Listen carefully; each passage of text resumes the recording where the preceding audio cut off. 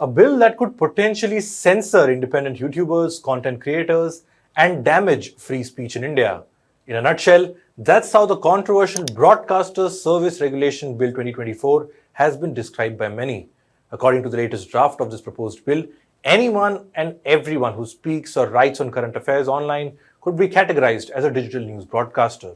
So, be it via website, online paper, news portal, or even social media platforms like YouTube, Twitter, or Instagram, your favorite content creator could very well fall in this proposed legislation's ambit.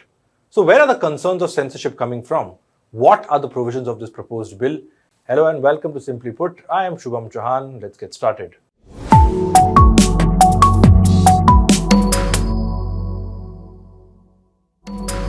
Now, before we get into what the second draft of the bill has to say, here's some context that you need to know. Currently, the broadcasting sector in India is regulated by the Cable Television Networks Regulation Act of 1995. As the name suggests, this 3-decade-old law included cable operators, service, and television network. In 2023, the Modi government introduced the Broadcasters Services Regulation Bill 2023. This bill seeks to replace the Cable TV Act and widen its scope by including OTT platforms like Netflix and Amazon Prime. Digital news and even those who don't cover news or simply curate content are under its ambit. A draft of this new bill was put out for public feedback in November 2023 by the Ministry of Information and Broadcasting. But a lot of ambiguities cropped up in its provisions, like who it exactly includes and what about individual news content creators.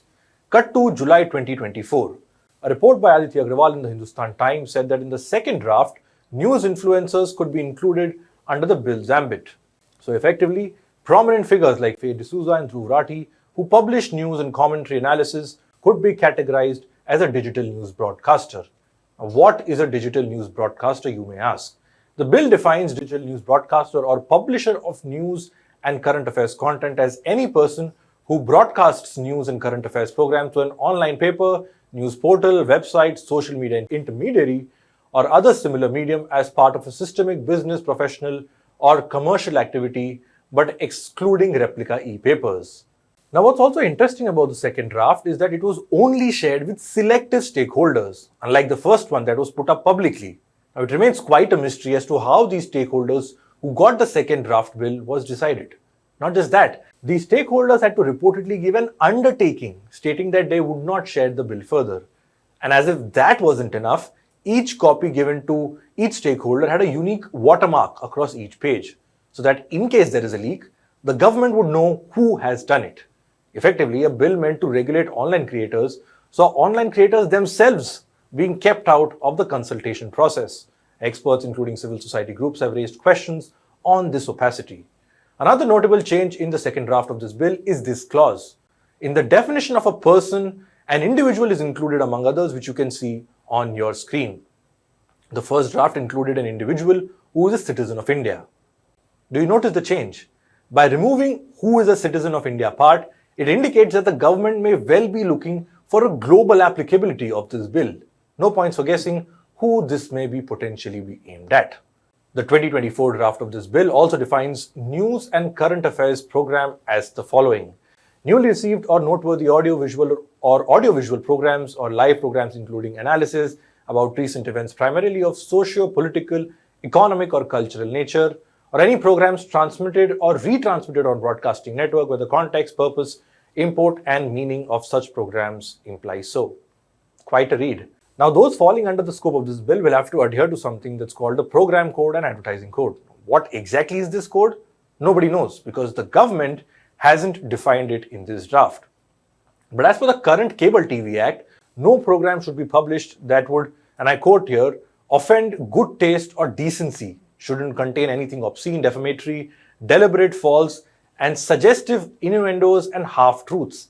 And even something is likely to encourage or incite violence or contains anything against maintenance of law and order or which promotes anti-national attitudes.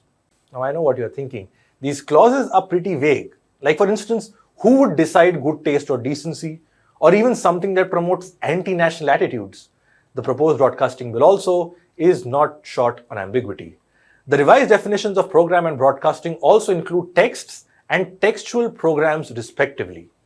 So all news and news-related content on social media, videos, commentaries, websites, newsletters, podcasts, etc. will be covered by this bill. Next, on self-regulation. Now, as part of this proposed bill, a 3-tier mechanism will be in place for those who may have grievances with the content. Say, you have a problem with a piece of content put out by a broadcaster. You can approach a grievance redressal officer which will be appointed by the broadcaster. If you're still not satisfied, you can go to a self-regulation organization like DigiPub India, of which HW News is a part, or the News Broadcasters and Digital News Association. If the person is still not satisfied, they can approach something that's called a Broadcast Advisory Council. Now, the bill says this council will have government officials and a quote-unquote eminent person, and this council will issue appropriate orders pertaining to the complaint. So effectively, if this council believes a piece of content needs to be taken down for whatever reason, it will have to be taken down. Experts say this could lead to curbing the freedom of the press and speech. And lastly, this section, power of inspection, seizure of equipment. As per the second draft, an inspecting officer shall have the right to inspect broadcasting networks and services. I'm quoting here from the second draft of the bill. The inspection shall ordinarily be carried out after giving reasonable notice, except in circumstances where giving of such a notice shall defeat the purpose of the inspection. What are these circumstances? Again, no one knows. Then, the next point, which is critical, no prior permission or intimation shall be required to exercise the right of the inspecting officer to carry out such inspection. So to simplify it, an inspection officer can just land up at the doorstep, and if the officer sees a problem, he or she may seize the equipment of such broadcasting network or broadcasting services. Now, like I said, this bill is in the draft stage. It will have to be approved by the Union Cabinet before being tabled in the Parliament. We'll keep tracking that space for you. That's all we have for this episode of Simply Put. Do let us know what you think in the comments section below. Thanks for watching.